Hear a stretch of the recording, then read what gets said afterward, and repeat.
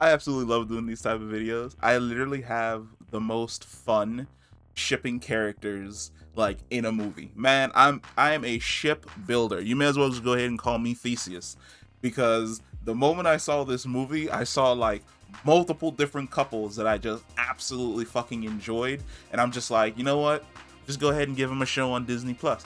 I would happily watch a show of these characters running around doing stupid shit for an entire fucking season because they're absolutely amazing. So, in today's video, we are going to be ranking all of the, I'm not going to say all of the couples because I definitely omitted a couple of relationships, but we are going to be ranking the best couples in the Eternals from weakest all the way up to the best. And we're going to get the weakest couple out of the way right now, which is Dane Whitman and Sersi. I don't like this relationship. Now, it's not the fault of the actors. It's the fault of the screen time that they get. Dane is really only in the movie for the first 5 minutes, and then in the movie in the last 5 minutes. There's really not a lot you can do in regards to chemistry in 10 minutes of time with just all of the other stuff that's happening in the center of this movie.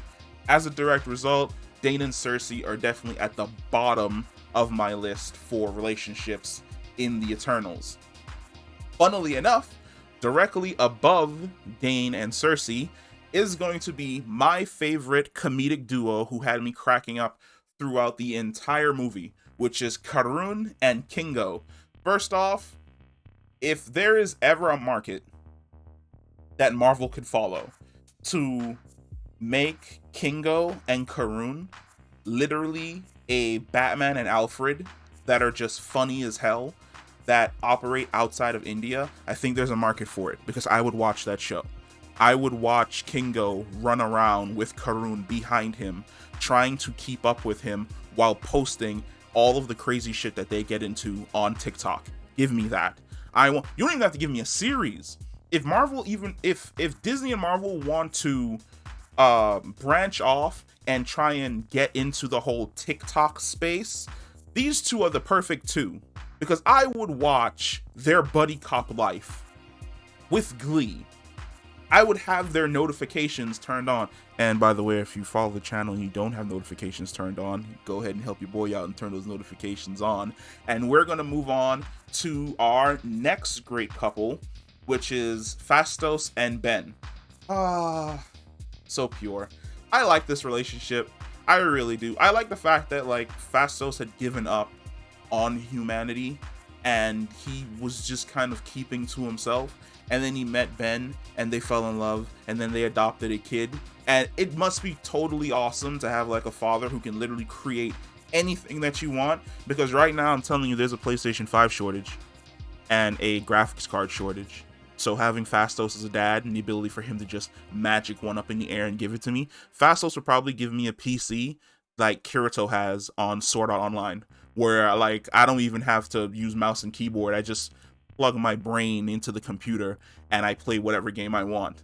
Like, I love his relationship, and I also love the fact that before he goes off to his final battle, Ben is the one who gives him like that extra push, where he's like, you know, yeah, you can stay here, and babe, I'd love it if you stay here, but you're not going to be doing anything. I'd rather have you out there saving the world, protecting our family, and then coming back to us than just hiding here and letting your other family die. I really liked that they made the spouse give him the motivation that he needed to get back out there in the world and help his family basically put the celestial back to sleep. Now, we are going to be moving into the difficult phase. And by the difficult phase, I mean, these are the top 3 relationships in the movie that tore me apart. Like, I knew who was going to be number 1, but number 2 and number 3 were really fighting each other. But number 3 is definitely going to be Ikaris and Sersi. Oh, what a relationship that was always doomed to fail. Him, the cold soldier who only wanted to complete his duty and ended up falling in love. Her, the one who embraces her love and her emotions and her humanity and wants to protect humans while also fostering this relationship with this cold, emotionless robot who only she can see has a really warm, like, center. Such a good relationship. Like, when they're on screen, just the magnetism, man. Like, Richard Madden is a fucking gorgeous human being. Like, him and Jason Momoa operate in their own theater of gorgeous motherfuckers that when I see them, I'm just like, you just took it all for yourselves, didn't you? Like, they're absolutely great. And Richard Madden and Gemma Chan do a fantastic job of just having that tension when they're in the room, and those warm looks between each other that just kind of hit you in the chest. Oh man, I really hoped he'd have been able to redeem himself, and I'm hoping in the future that his character comes back so that there's some level of closure between the both of them, even though the movie kind of sets up that her and Dane Whitman are going to go down their usual comic book relationship path. But man, when Ikaris and Sersi were on screen, sparks. But let's talk about those true sparks, people. We're going to talk about that real relationship, the ultimate flirtation, where every single time the both of them are on screen, I was smiling like an idiot. You know who it is. It's Druig and Makkari. Druig and Makkari are definitely, I don't even know how to explain it, man. Their relationship is so dope because it's like so much like flirting between the both of them. Like, she's like this speedster kleptomaniac, and he's just like this really sarcastic, down-to-earth guy. But when they're around each other, like those subtle looks that he'll give her from like across the room, or the look that she'll give him when she just came back from a run. And man, like when she disappeared, I was like, oh, we're not gonna get any more Makkari. But the second they walked back onto the ship and she just had the entire ship full of shit that she stole, and he walks up over to her and he's like, you know, oh, I missed you so much. And they have like that situation where like they're touching each other's faces. I was like, go ahead, give me a spinoff. I'd pay money for an eternal spinoff between Druig and Makkari. I'd pay money for a CW show. That's just, no, not a CW show. No.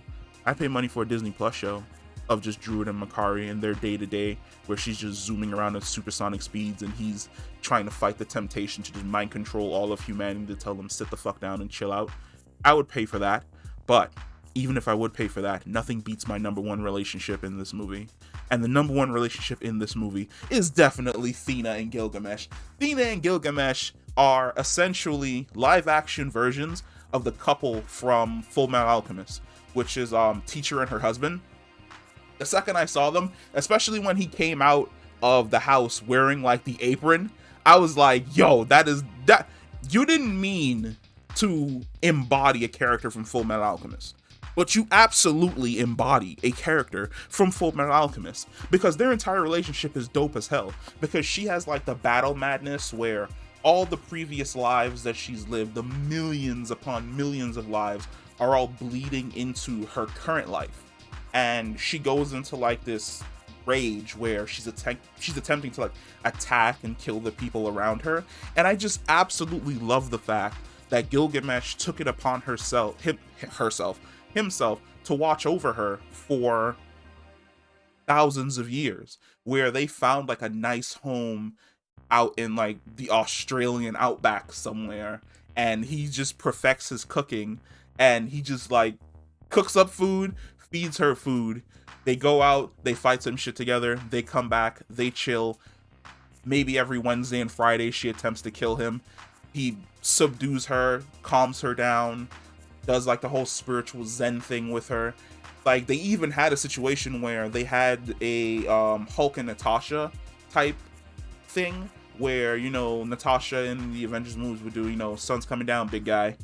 Like, for him, he would remind her of who she was, and then she would come back to him. But then when she came back, she would look over his body, and he would have like all these scars that she had left like on his body that would like have to heal, and she would feel guilty, and then he would have to like reassure her. I was like, this is the most wholesome relationship in this entire damn movie. Thena and Gilgamesh, the most wholesome relationship. Druig and Makkari, I would even say they're my favorite relationship, but they're not the best relationship. Thena and Gilgamesh is definitely the best. but Druig and Makkari definitely had the most sparks, because every time they were on screen, I was absolutely loving it. And then right behind them, of course, is Ikaris and Sersi. But yeah, if you haven't noticed, I really, really, really love aspects of this movie, and I be shipping ships. But those are my favorite ships in the Eternals. Drop down low in the comments what your favorite ship is, so we can gush over it and we can talk about it, hopefully not only in the comments, but maybe in another video.